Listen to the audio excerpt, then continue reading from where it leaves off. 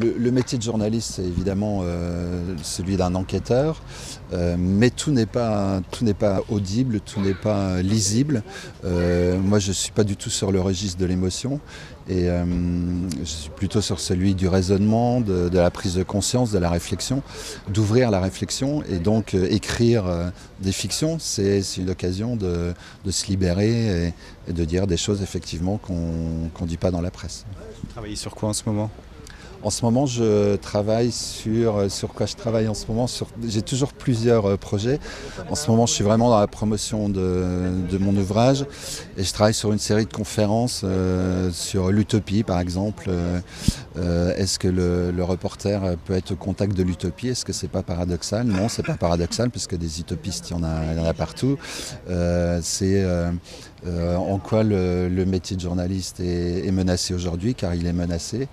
Enfin voilà, c'est plutôt la suite. Après, il y a d'autres ouvrages qui sont en préparation. Ouais, mais là, je ne vais pas trop en parler. Là, c'est un ouvrage sur la forêt, là, aujourd'hui, que vous présentez à la librairie Le Neuf. Ouais, c'est un peu une illustration de ce que sont les forêts dans le monde aujourd'hui, qui sont elles aussi menacées, comme le métier de journaliste. La forêt vosgienne, c'est un univers magique, à la fois par son patrimoine, par l'économie qu'elle génère, par la création qu'elle suscite chez les artistes, chez les poètes.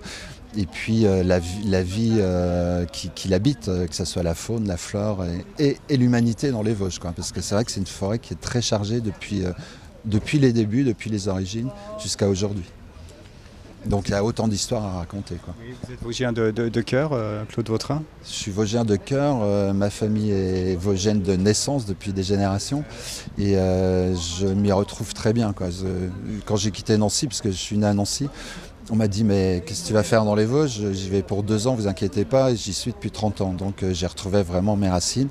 Et bien se connaître, ça permet justement d'aller au bout du monde, quoi. Vous travaillez aussi pour Vosges Télévision. C'est un support que vous affectionnez ?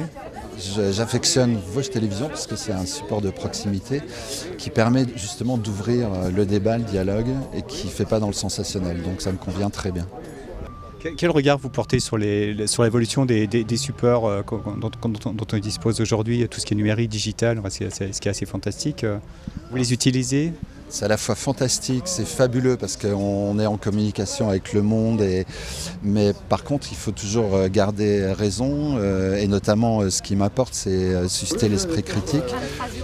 Et puis aussi il y a des menaces parce que vous avez par exemple aujourd'hui des magazines aux États-Unis qui fonctionnent uniquement sur le système algorithmique mathématique, il n'y a plus de journalistes, c'est une action-réaction et là on perd le sens de ce qu'est le métier, c'est-à-dire ouvrir la réflexion.